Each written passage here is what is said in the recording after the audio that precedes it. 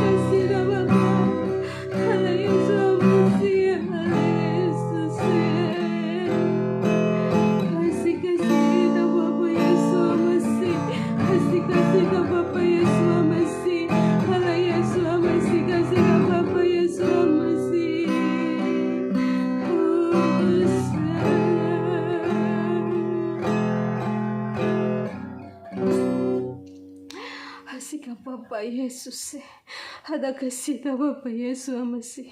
Hamba mengucap syukur Bapak. untuk kebaikan-Mu yang tak pernah habis dalam kehidupanku.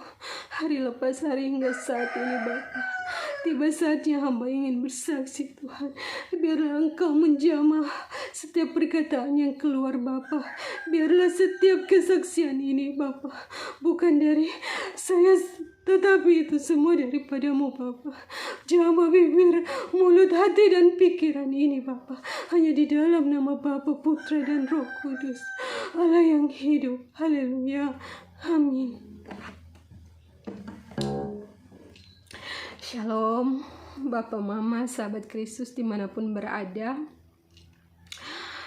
Di kesempatan ini sebelum saya bersaksi, saya akan mulai dari menjawab pertanyaan.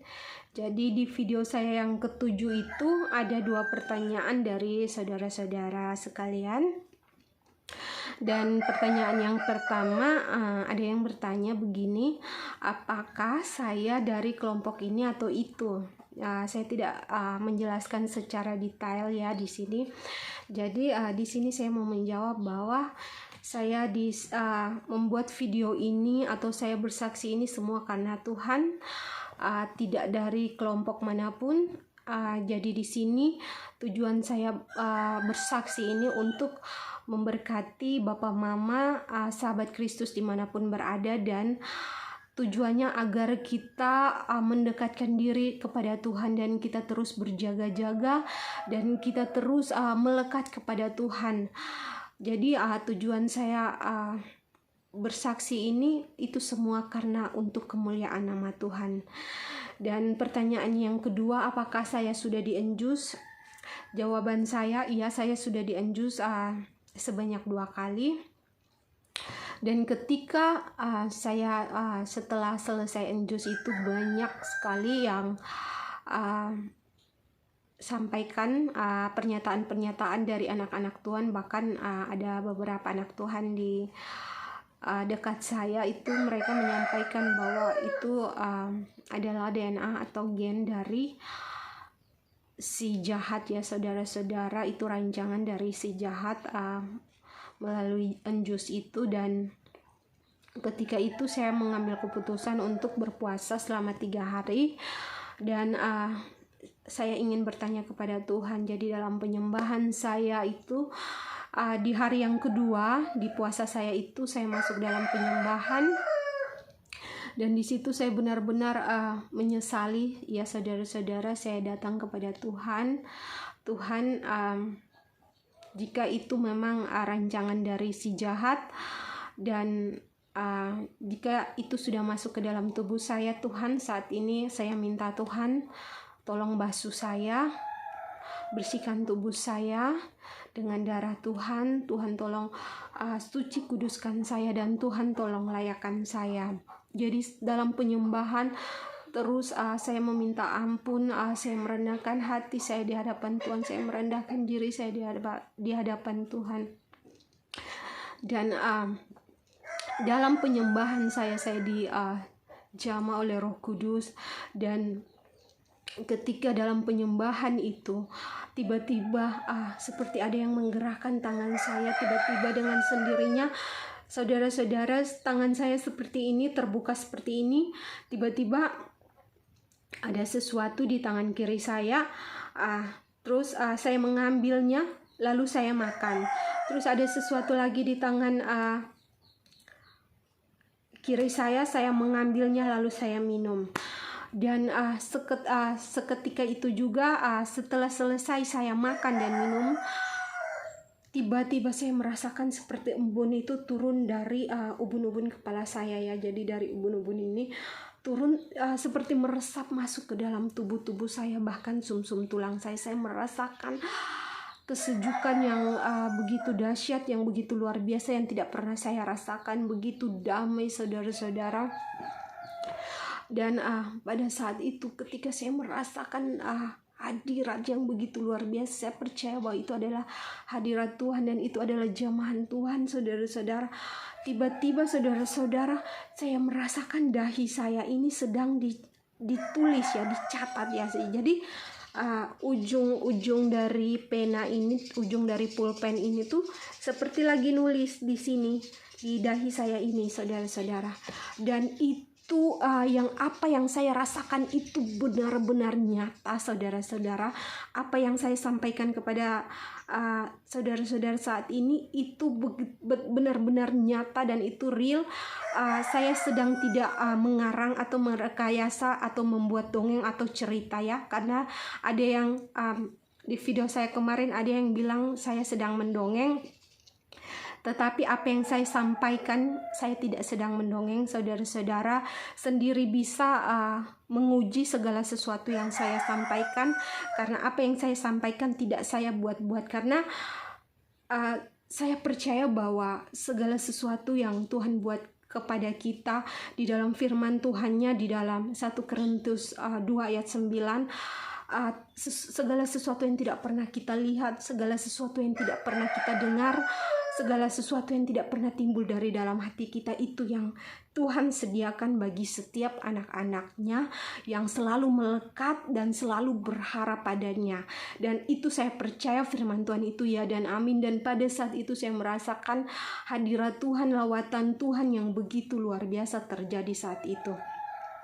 Dan ketika saya selesai menyembah Tuhan, tiba-tiba Roh Kudus seperti berbicara dalam hati saya bahwa yang tadi saya makan dan minum itu artinya saya sedang melakukan perjamuan kudus di alam roh ya. Alam supranatural yang tidak bisa kita ukur dengan logika kita, logika manusia kita. Kita tidak bisa ukur dengan pengetahuan manusia kita, karena pengetahuan di dunia ini tidak bisa mendapat pikiran Allah.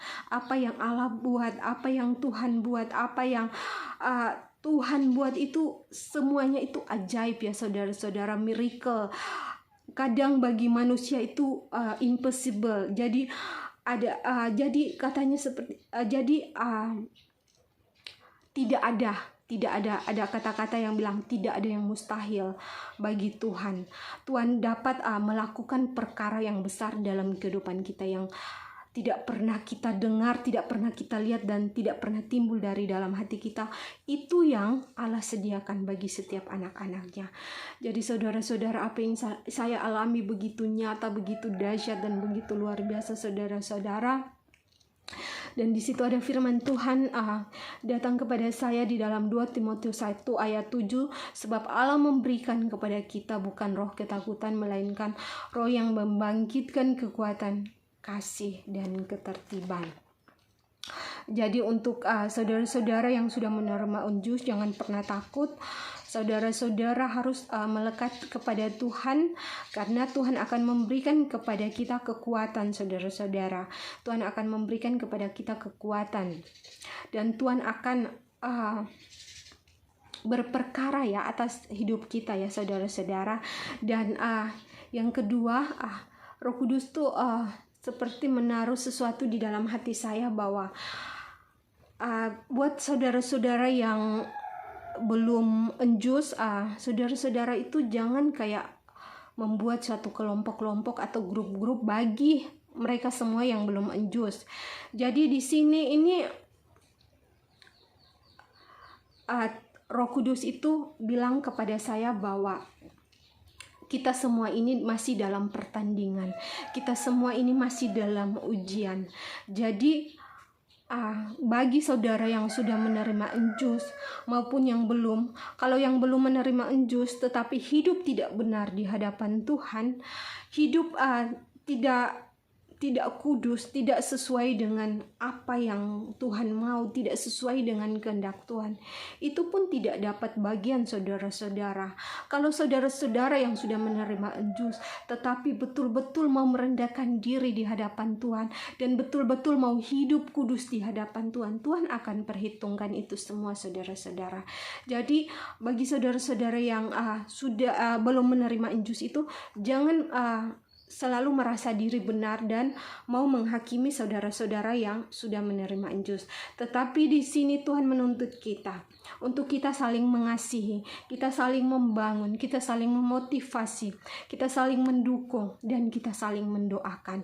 Untuk apa? Untuk kita terus berada di dalam hadirat Tuhan. Karena ketika kita berada di dalam hadirat Tuhan, ada kekuatan yang Tuhan berikan kepada setiap kita, saudara-saudara. Jadi saya tidak punya waktu ya untuk mau menghakimi orang-orang ya saudara-saudara, karena penghakiman itu urusan Tuhan, itu haknya Tuhan. Tugasnya kita adalah kita melayani, kita saling mendoakan, kita saling mendukung, kita saling mensupport satu sama lain agar kita terus berada di dalam hadirat Tuhan. Jadi seperti contoh di dalam perumpamaan tentang orang-orang upahan di kebun anggur di dalam Matius 20, saudara-saudara. Di situ ada orang-orang yang bekerja dari pagi hari dan ada orang-orang yang kerjanya di sore hari, tetapi mereka itu digaji sama, saudara-saudara. Sehari terhitungnya sedinar, tetapi yang kerja di pagi hari mulai dari pagi itu mereka merasa cemburu kepada saudara-saudara yang kerjanya sudah sore hari, tetapi pada malamnya terima gaji itu sama-sama banyak, saudara-saudara. Akhirnya timbullah kecemburuan, dan firman Tuhan berkata, jadi di dalam Matius 20 ayat 15 ya, di situ Tuhan akan berkata kepada kita, tidakkah aku bebas mempergunakan milikku menurut kehendak hatiku, atau iri hatikah engkau karena aku murah hati. Jadi kelayakan kita di hadapan Tuhan itu milik Tuhan ya, itu kehendak Tuhan. Karena Tuhan tidak mengukur kita dari itu karena kita tidak injus atau bagaimana ya. Jadi di ayat 16, demikianlah orang yang terakhir akan menjadi yang terdahulu, dan yang terdahulu akan menjadi yang terakhir. Jadi ada beberapa channel yang saya lihat itu ketika mereka membuat grup-grup ya. Jadi mereka itu orang-orang yang belum menerima injus, dan mereka itu saya melihat mereka itu kayak memang benar-benar ya menjaga kekudusan mereka untuk ya mungkin menunggu pengangkatan atau apa ya, itu ya mungkin itu maksud dari dan tujuan mereka. Tetapi ketika ada saudara-saudara yang sudah menerima injus itu, ketika masuk dan berkomentar di kolom komentar mereka ya, di YouTube mereka, di channel mereka itu, mereka tidak ada respon, saudara-saudara. Tidak mereka membalas, tetapi ada saudara-saudara yang berkata, aduh puji Tuhan, saya pun belum di injus. Tiba-tiba mereka itu menyambut dengan sukacita, kayak ada respon yang bagus, ada respon yang baik. Di sini Tuhan mau sampaikan, tidak boleh ya saudara-saudara kita memilah atau mengelompokkan. Tuhan sangat mengasihi kita semua. Tuhan masih memberikan kesempatan kepada kita semua. Jangan sampai kita membuat grup-grup, kita tidak mengasihi saudara-saudara kita. Ketika saudara-saudara kita masuk dalam kolom komentar, kita tidak memberi kata-kata yang membangun, kata-kata yang mengasihi, kata-kata yang mensupport mereka agar mereka dekat dengan Tuhan. Tetapi kita berdiam karena kita merasa diri bahwa kita sudah kita tuh sudah suci karena kita tidak menerima injus, atau kita tidak kita itu tidak berdosa, menganggap diri benar. Jangan ya saudara-saudara. Tuhan berkata jangan seperti orang Farisi atau ahli-ahli Taurat. Jadi di sini firman Tuhan berkata, kalau kita terus menghakimi, jangan sampai kita yang terdahulu akan terbelakang, yang terbelakang akan terdahulu. Karena ketika orang-orang yang sudah merasa mereka itu sudah sangat berdosa, mereka itu sudah menerima injus, dan ada begitu rasa penyesalan yang ada di hati mereka, dan mereka benar-benar datang di hadapan hadirat Tuhan, dan mereka benar-benar merendahkan hati mereka, merendahkan diri mereka di hadapan Tuhan, maka Tuhan akan memperhitungkan itu semua, saudara-saudara. Dan mungkin saja mereka itu yang akan layak bagi Tuhan.